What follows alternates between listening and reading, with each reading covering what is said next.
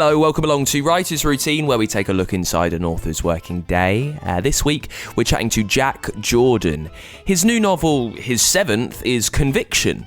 It comes after his book last year, Do No Harm, was published through the summer and was huge. It sold very well, and it was a Waterstones Thriller of the Month. He talks about the pressure that book heaped on his writing, why he loves the business side of books, and when he realised that Do No Harm might do quite well. I went to Harrogate Crime Writing Festival and handed out proofs there, and I think I first realised that it was an excitable title when I did a signing and there was a queue round the corner, and that was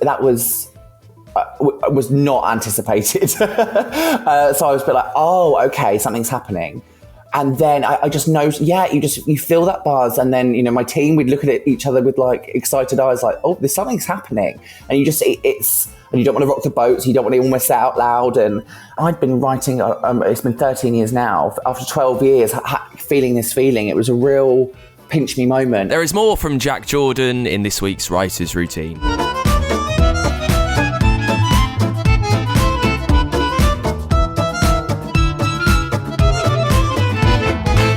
Welcome along to the show. My name's Dan Simpson. This is Writer's Routine. Very simple. Thank you for being there. Very easy. We just take a look through an author's day.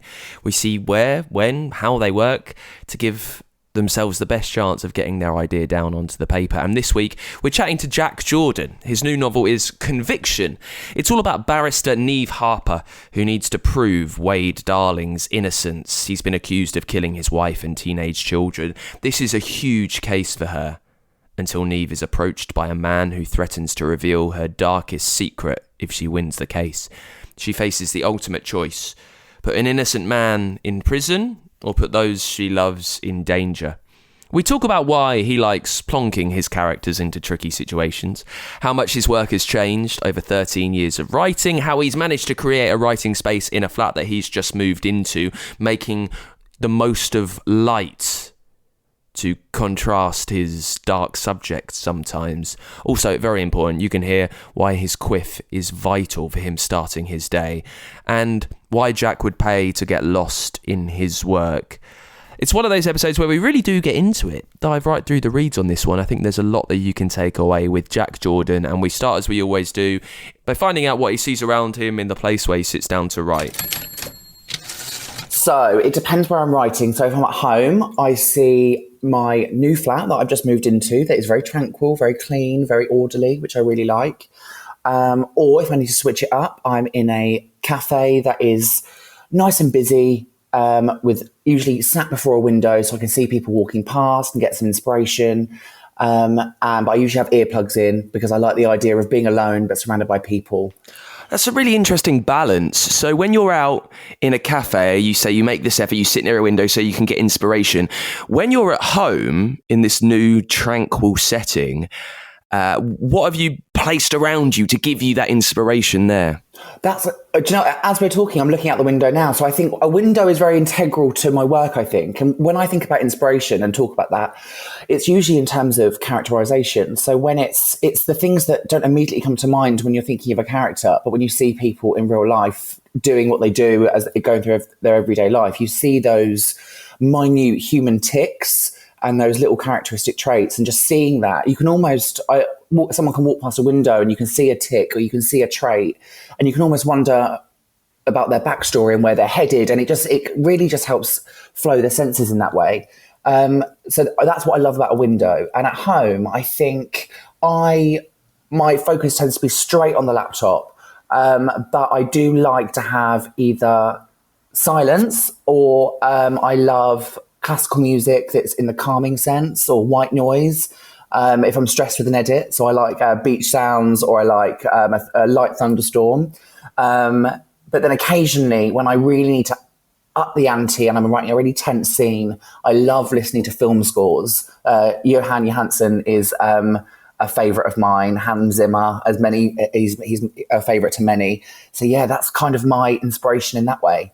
Recently moved into this flat, and you just published your seventh novel, I think it is. How much thought did you give when you were looking around flats that you wanted, or whatever it is, of where you would be writing, like placing yourself in the perfect position to give yourself the best chance of getting the stuff down? That is such a good question, and one I've not been asked before, which I love. And it was the main focal point of where I wanted to move. So I just came from a flat where I live in Brighton, and there's so many perks to it. But one downside to it is we have scaffolding up all the time, whether it's your neighbours, whether it's yours, whether it's everyone down the street. There's always that sound of scaffolding. There's always that. So, which isn't great for calm. So when I found the place I'm in now, it's got another thing about Brighton as well. They have single pane windows, but I found a place that has thick glass in the window, so I can't hear outside too much. It's lovely and renovated. It's just calm and clean, and there is scaffolding because it's Brighton, but it's out the back, and I've shut enough doors that I can't hear it at all. So I think it's just about having that. And also, I guess I'm not highly educated in feng shui, but I guess it's kind of built in to how we see our living spaces and what makes us comfortable. And I think where I'm at the moment, there's a lovely round dining table in like the kitchen, dining, living area. And it's placed perfectly in the corner of the room, so I can look out to the rest of the room, but also see the window with lots of natural light. And also and now I'm really thinking about it, when I'm in a cafe and when I'm at home, I like to write off of a light table. So like this one I'm writing on now is white. And I can tell, it's so weird. I can tell my productivity changes depending on light. So if I can't get my favorite table in the cafe that's like a silver table, I have to sit at one that's like a dark wood. And I almost feel, it almost feels quite gloomy and secluded. I had never thought of it or said it out loud before. Well, what's really interesting is that I don't know how much we can read into this, but when I speak to authors that write really grisly crime, and yours is crime and thriller and all of that.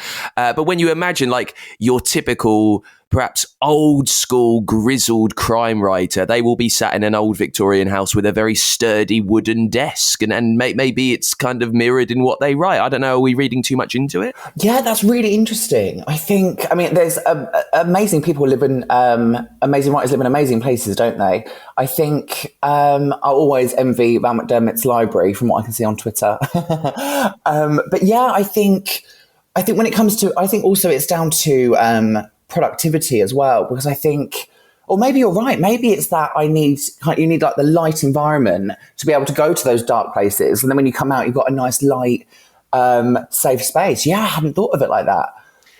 Yeah, and I'm sure with all of these it's quite different for everyone. Just so that's the inspiration side of it. What about the practical aspects of your writing? I'm talking post-it notes, notebooks perhaps. Do you use anything to track what's happening next? Really good question. I wish I was as organised as I should be. I think I write a book a year, so I tend to go from writing to editing to promoting, and it's like it's a continuous loop.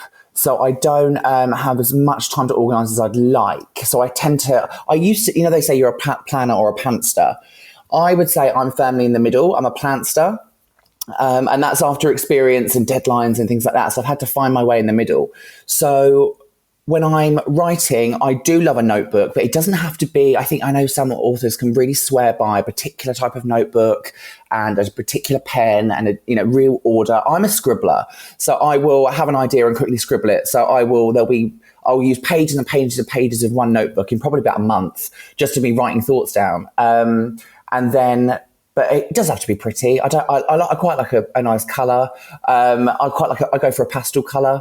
It has a matching pen. That's great. But yeah, so I tend to write lots of scribbled notes. But also, I really love. I've got a special email address, and I just email all of my notes, all of my thoughts, all of my backup to there, and it just gives me that safe space. So I'm not going to lose the note, or if I'm up in the middle of the night and I have an idea, I can just ping myself that email. So I think I'm a hybrid between electronic help and the old school note, pen and pad. Well, I tell you what, on a very similar vein, I chatted to an author recently, and I've started doing this myself to a degree.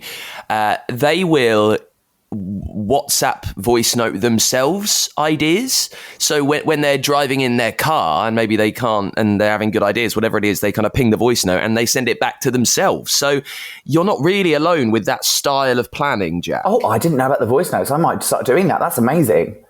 It's an idea, isn't it? Just one lastly on the very specific thing you're writing while you're at home.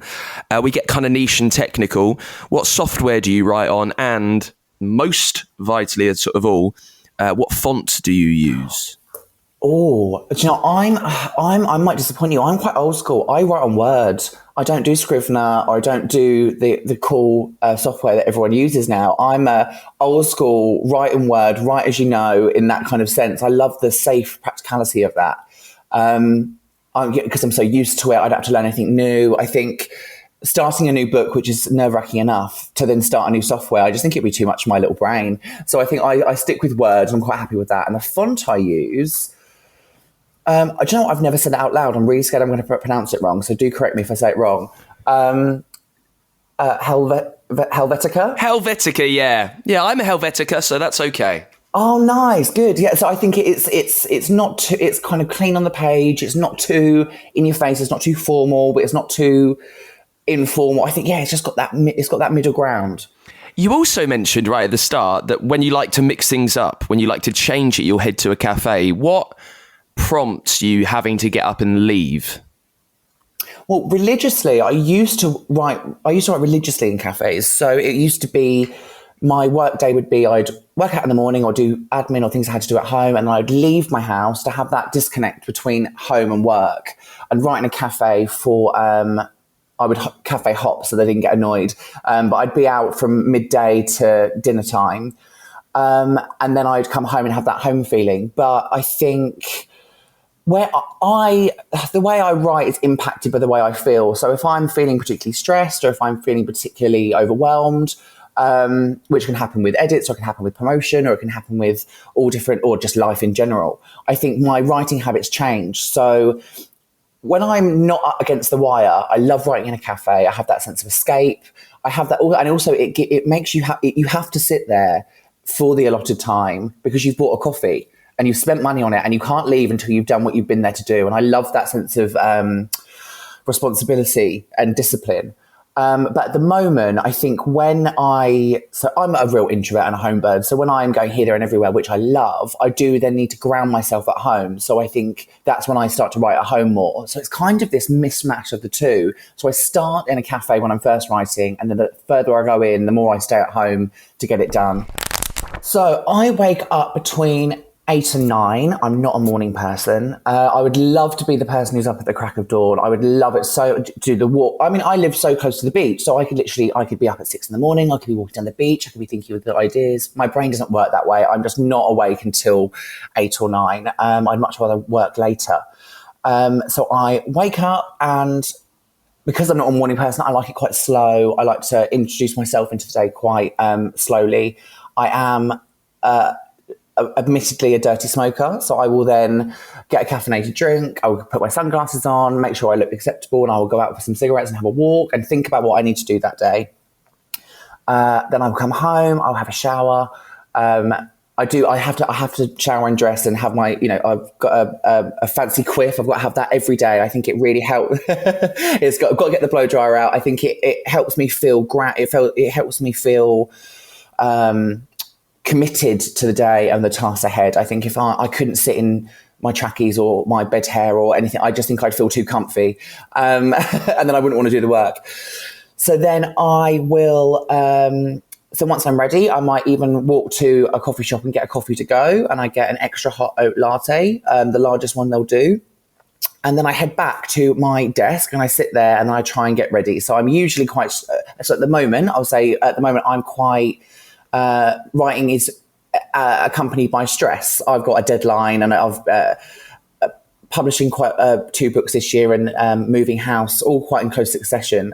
So writing's had to take a back seat. So at the moment, I'm a little bit stressed about my deadline. So I have to give myself a pep talk that there's only so much I can do in a day, that it's all going to get done, that I've been in these situations before. So I have to really get myself into that calm, productive state. And then I will choose a soundtrack that I like. So yesterday and today, let me see what one I'm listening to. Quite generic, but 4 hours classical music for relaxation on YouTube.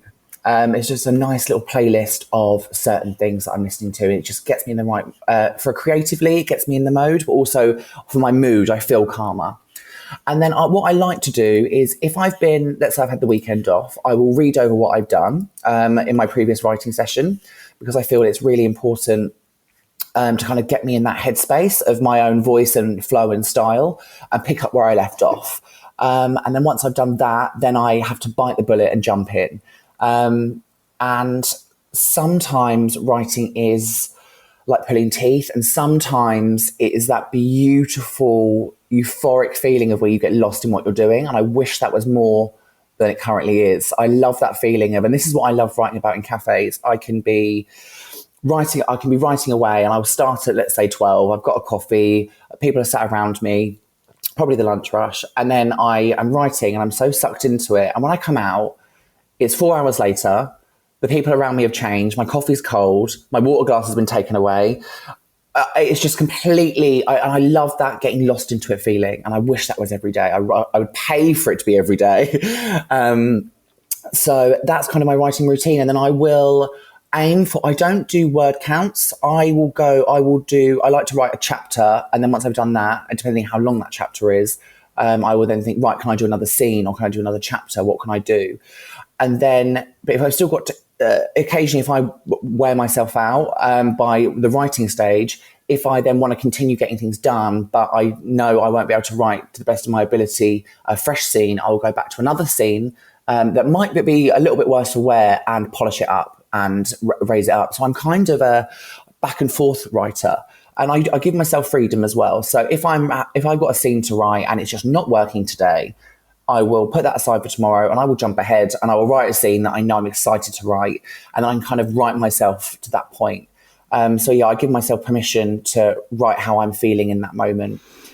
At the end of the day, how good are you at switching off? If it's kind of just you, I'm sure you've got a busy life, busy social life out in Brighton, but you mentioned that you are quite introverted, you live on your own. How good are you at taking yourself and thinking of other things as you get towards the evening? I can think of all the people in my life who are saying he's terrible at it. I'm still switched on, but not so much in the writing side, but more of the business side. Emails, social media, planning, schedules. So unfortunately, I'm not that good at switching off. But I do make sure that I relax every evening, and I try and hide my phone away from myself so I don't jump back into work mode. But I am a stickler for having a film on, relaxing on the sofa. So after I eat dinner quite early. So after I finish writing, I will then crack on with dinner. And depending how tired I am, it could be a lovely, healthy meal, or it could be a quick and fast one that's probably not as healthy. Get that done, and then I will stick a film on. At the moment, I'm watching. So I'm really hoping I'm not going to say the name wrong, because I love her as an actress. Zhang Zi. She is the star of like Memoirs of a Geisha. Crouching Tiger, Hidden Dragon. I've got my favourite actresses that I like to watch, and so I tend to rewatch those or try something new. I love to do that, and probably with a brandy and coke, and probably too much chocolate. That's my relaxation mode. And then at the moment, which is a miracle because I can't usually get into reading when I'm writing down to the wire. But I'm reading more at the moment as an escape, which it's so, I think a lot of writers probably feel this, but reading can remind me of work, which can be counterproductive to me relaxing.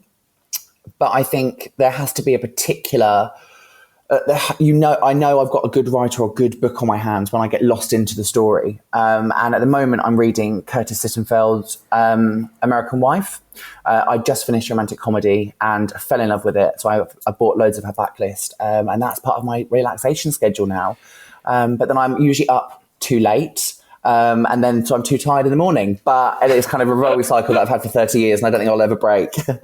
Your writing routine, I can't think of the right word for it, but it seems quite thought out, quite actual. I wake up in the morning, then I do this, I do my hair, I go for my coffee, I have my cigarettes, how good it, and now you're 7 books in, I'm sure you're very busy. You discussed the business side earlier on. There's always something on the go. How good are you at writing somewhere that you're not particularly comfortable with, if necessary? If you're on a plane to a book festival, perhaps, and you need to get down a chapter, if you're on a train, how good are you at dealing with that uncomfortableness? That's not a word, but how good are you at dealing with that?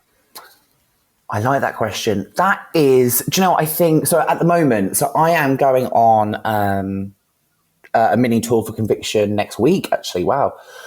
And I'm anticipating that I'm not going to get much writing done. So I'm trying to write my way there. So this week I'm going to do as much writing as I can. And I'm turning off the emails. I'm hiding away to get it done. And then I think, I need to switch modes. I think because I'm an introvert, I think I can get I love being extroverted. I love meeting people. I love going to do events. I absolutely love it. But the counter side of that is that I'm very drained after that, because that's just, as an introvert, I just get drained by exerting myself socially. So I need to kind of hide away and build up my energy again, and then I can get into writing again.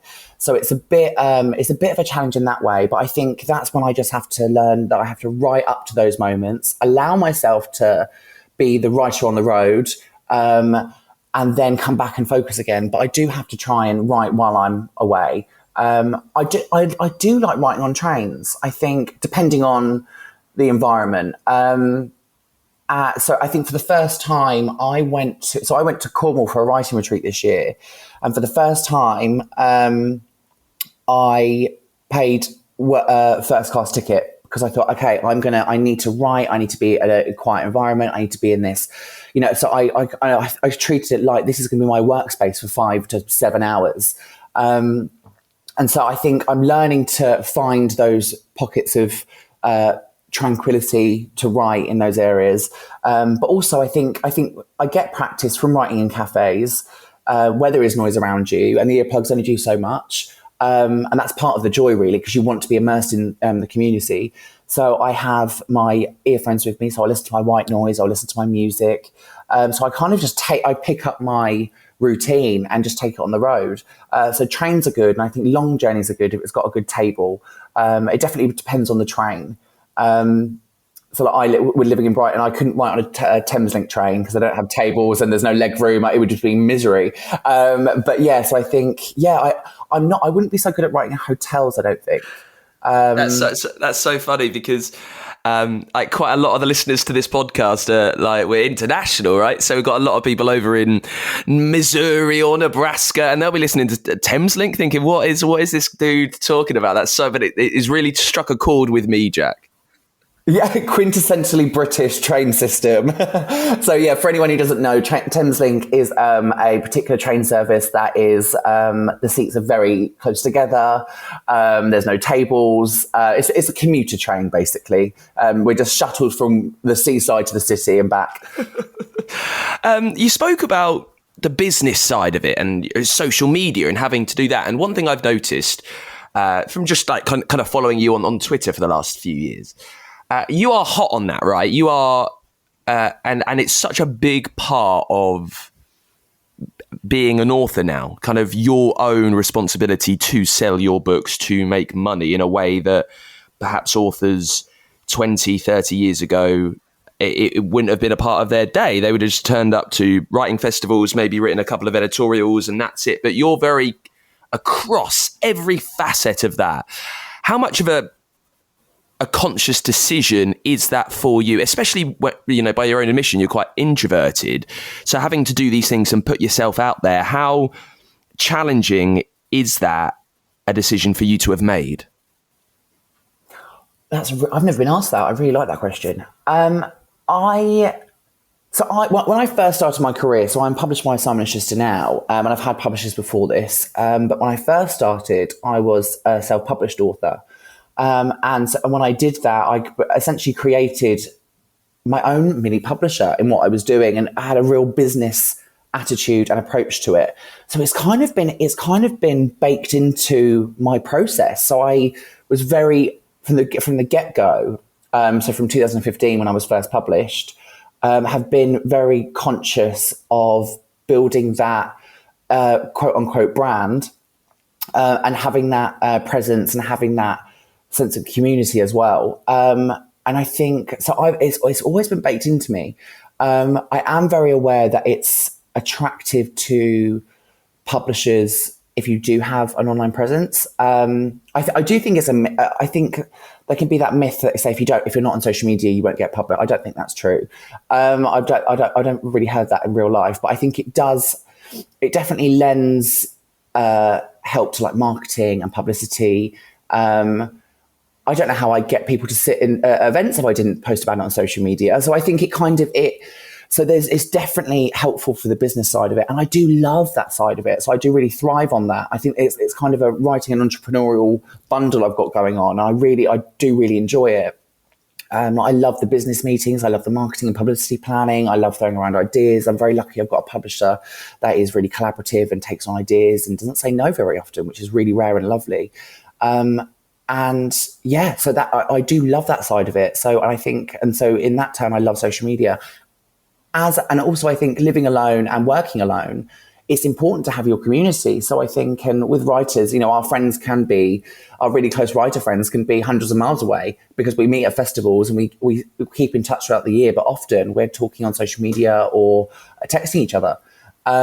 So I think it's definitely a good sense of connection on a personal level and a business level. But then as an introvert, I do find it, I think the bigger the quote unquote brand gets, I think I do struggle with the amount of notifications, the amount of, it can feel like a pressure. So I think it's learning to just treat yourself as a human being and knowing what you're capable of doing, and not feeling bad for not being the perfect machine.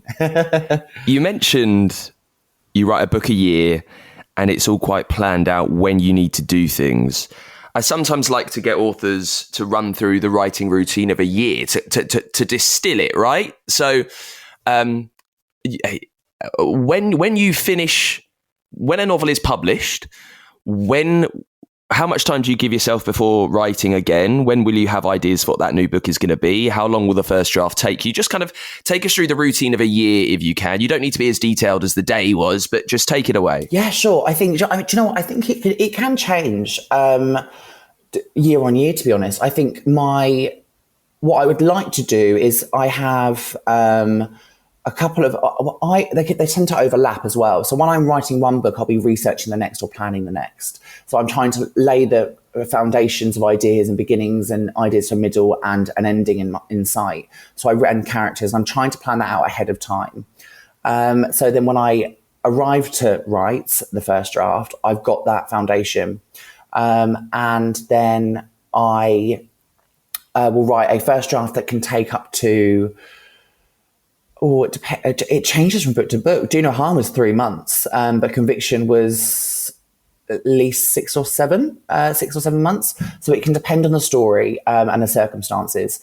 And then I like to do a further 2 more drafts after my first before I share it with anyone. So my second one is me really polishing it, me rewriting things. And then after the second draft, I'll print it out, go through it with my red pen and then really elevate it and polish it.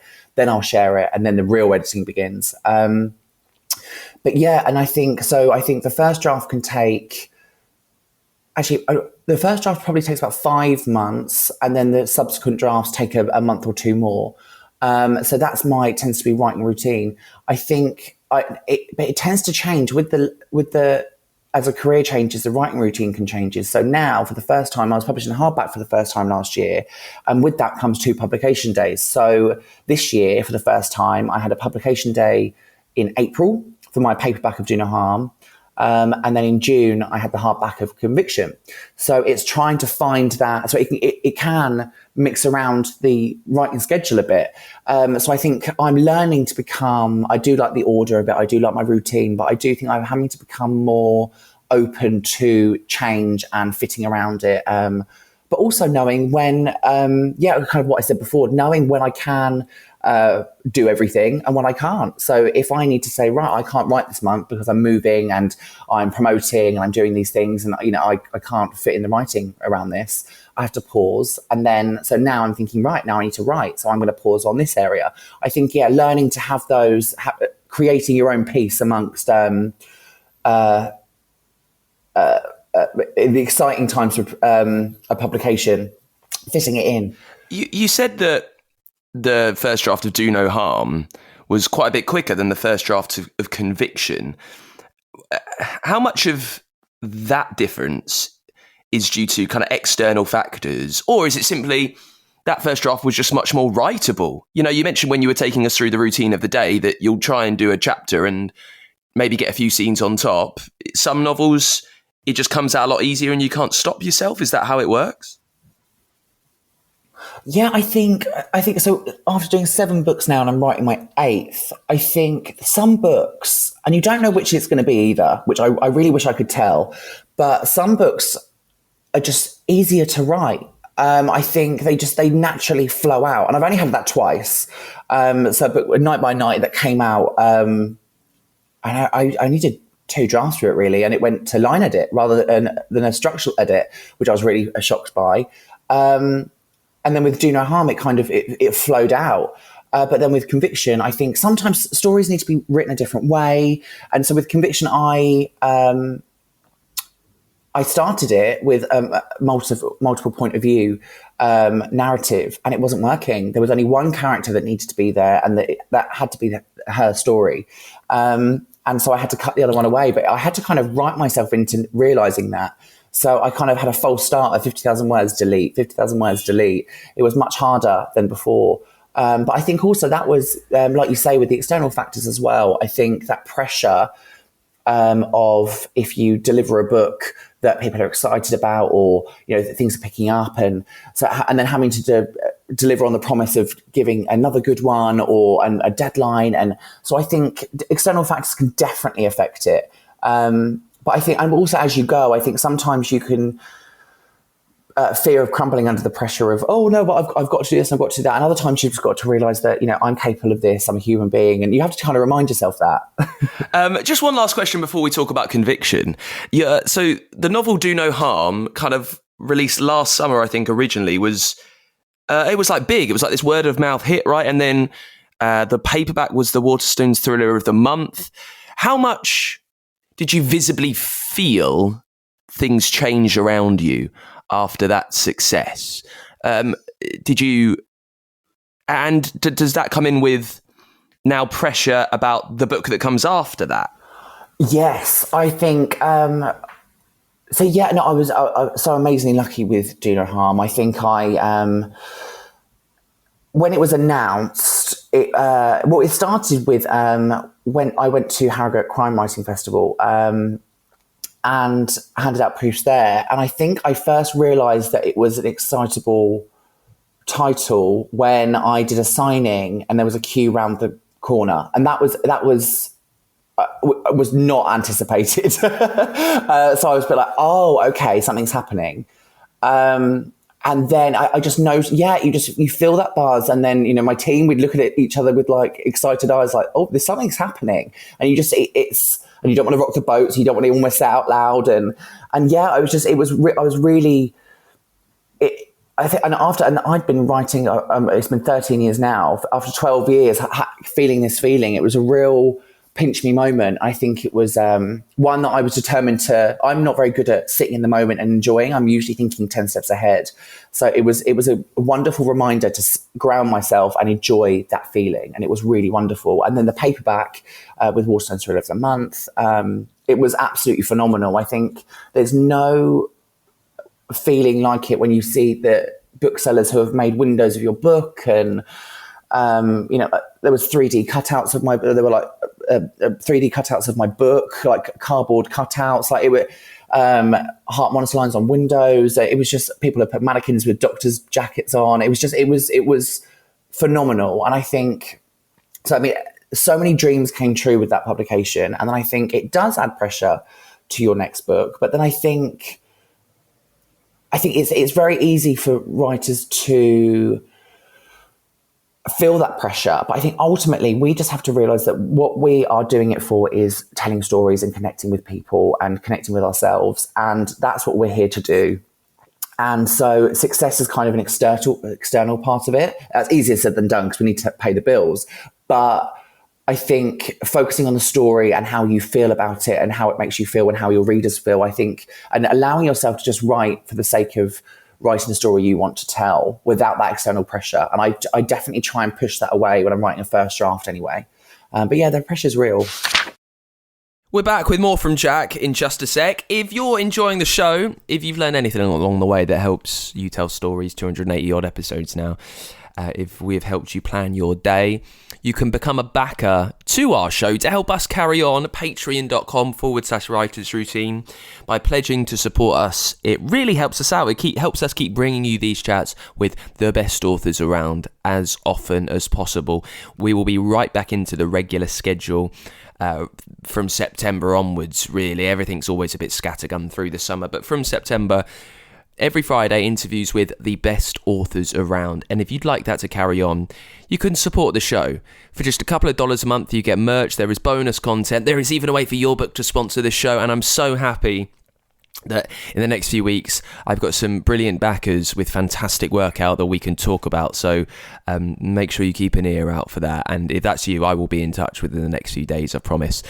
And it doesn't cost a lot. I know things are quite tight at the moment, so I'm very appreciative of anything that you can send over by becoming a backer and pledging at patreon.com/writers routine.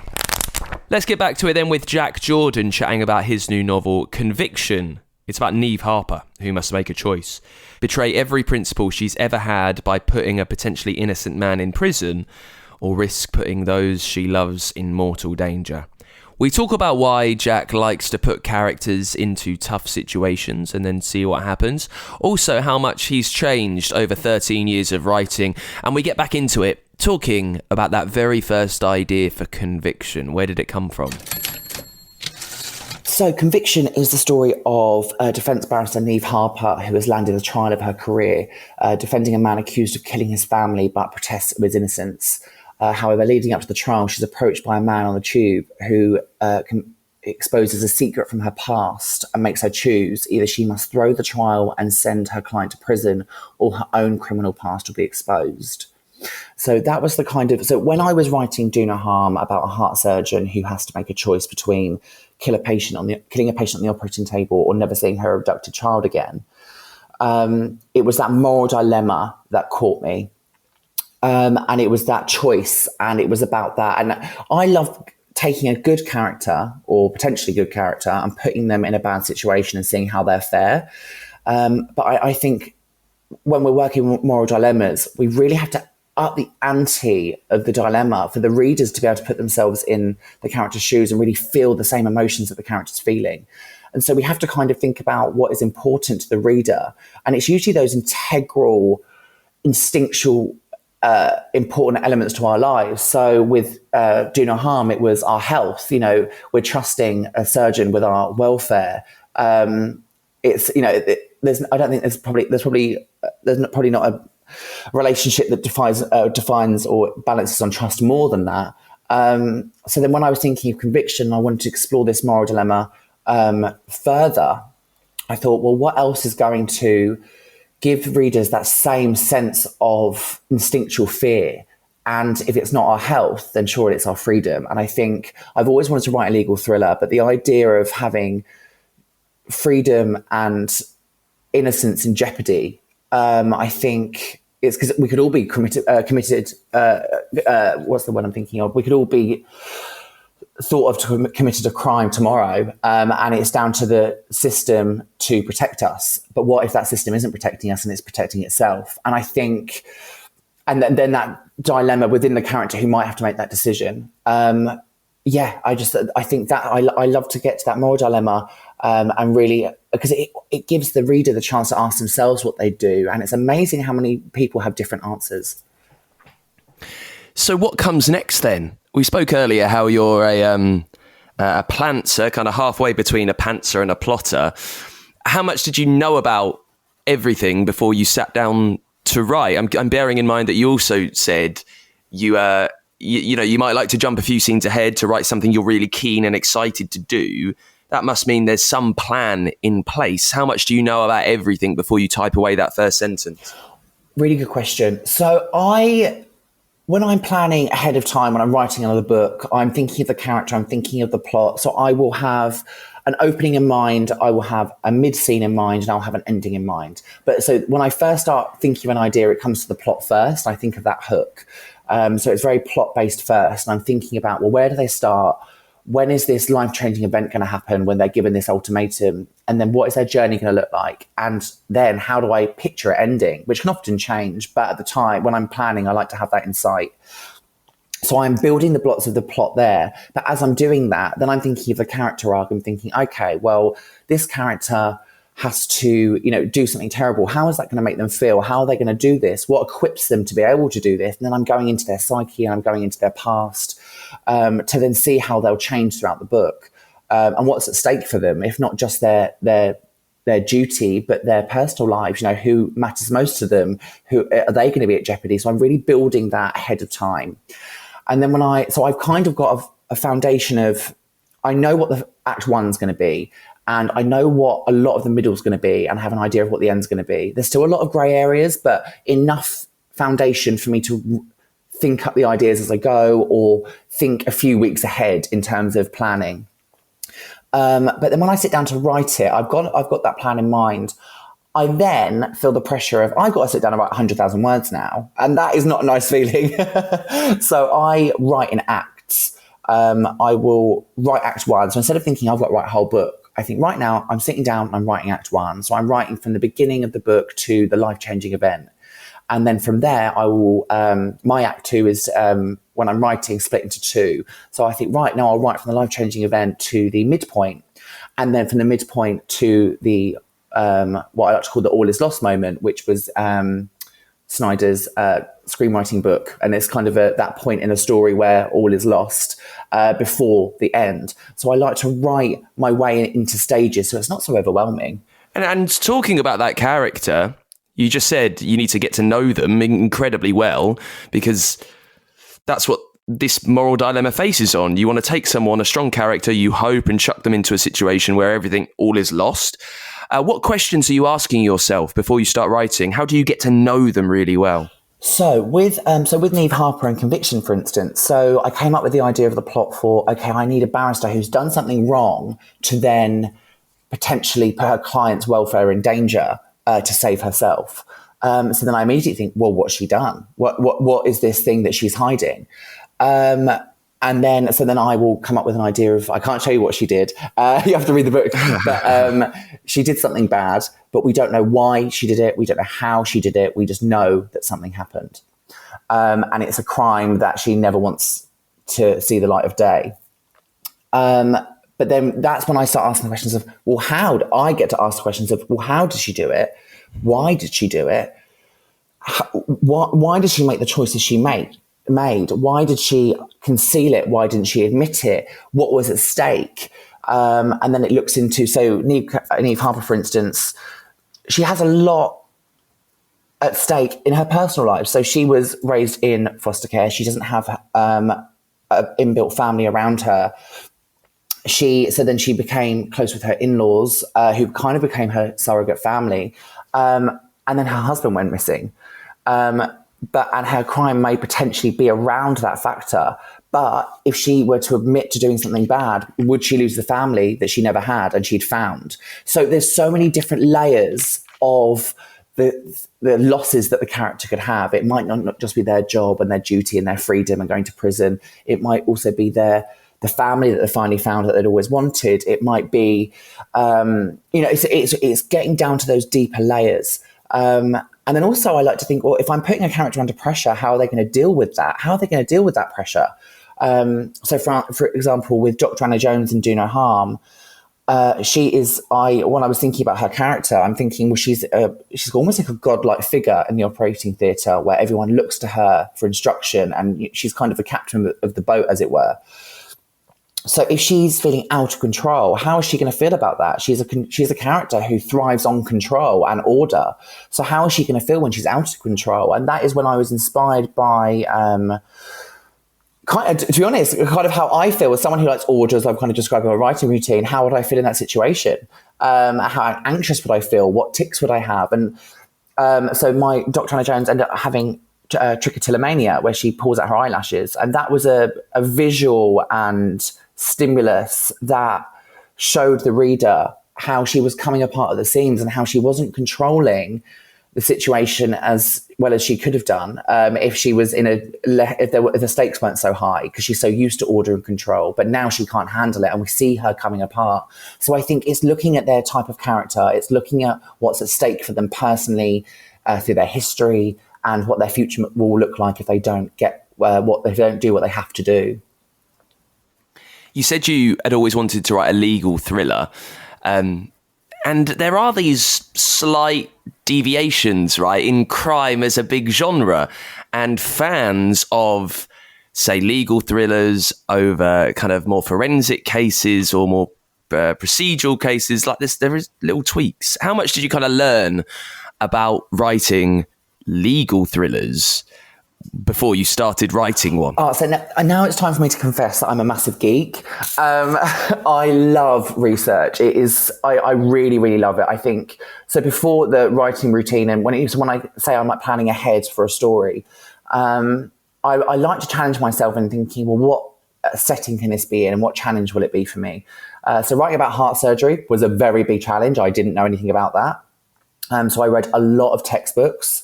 I read a lot of autobiographies by consultants and surgeons to kind of learn what was going on beneath the white coat and out of the operating theatre, and how they dealt with the decisions they'd made and mistakes that they'd made, and acting like God almost. So I wanted to get into their minds and not just into their technicalities of their job. And I also watched Open Heart Surgery on YouTube. So that was Do No Harm. And then with Conviction for the legal area, I was lucky in that I'd done a lot of research for a previous book. They didn't see the light of day, actually, but I came away from that with a lot of legal knowledge. And so I read a lot of textbooks, and again, a lot of autobiographies by barristers to get into their minds and get into their history, so that I would have known how Tom, Dick and Harry of a barrister would have found their coming up through the bar, and how they got to that, their backgrounds, and, you know, who the industry is open to, who it might not be open to, how they found the process, you know, how the pay is, what the pressure is of the justice system at the moment in the UK. It's not doing too well with underfunding and backlog of cases, so we think about the pressure there. So I'm doing research with newspaper articles and features. And also, I think a really good thing to do is read legal thrillers or within your genre that you're writing, because you need to see what is being shared and what isn't being shared. There is that balance between explaining and over-explaining. And I think to see how other amazing writers have done it and how they've handled the genre and what their take is on it, and the likelihood is your take will be different, but seeing how someone else has done it can kind of open your mind to all the facets of writing in that environment, especially when you haven't got that background like me. And last question. And you have been like wonderfully self-analytical this whole time, so thank you so much for that. But over the last 13 years of writing and 7 published novels, how much do you think your style has changed as you've, up to now? Oh, that's a really good question. I mean, I think it only improves more. I think every book in terms of writing and style is better than the last. I think the more books you write, the more you end up being surprised of your own voice and how it can come to you more easily. So if I write a rough draft, I'm terrified to look back at it. I now start to think, actually, that's not too bad. Whereas before, I would have to really amplify my voice and be very conscious of word placements and style and the tone of what I'm doing. But now it kind of comes freely. So even when I'm writing in a scramble, it tends to come out quite nicely. And I think to define my voice, I would say it is both frantic and moody. I think I found my voice in terms of tone, in terms of mood. So it can be the stories I write can have quite a melancholic background because people are writing about places they don't want to return to and how it's made them feel and how they've kind of survived what they've had to survive and now are in a very tense situation. So it kind of jumps from that tension that kind of brings the thriller aspect to the broodier introspection of the characters when they're between tense scenes. So yeah, and I think so. It's my voice is definitely cleaner and more direct, and yeah, I'm really happy with it. Thank you so much to Jack for coming on the show. That new novel is Conviction. Find out what happens to Neve Harper. You can get a copy right now. We'll be back soon with another brand new author on Writer's Routine, where we take a look through an author's working day. In the meantime, you can support us on Patreon, patreon.com/Writer's Routine. You can drop us a follow on Twitter, X, thingamajig, @WritersPod there. You can even get in contact with the show, writersroutine.com. Use the contact form there. And I will see you really soon with another fantastic writer. Until then, bye.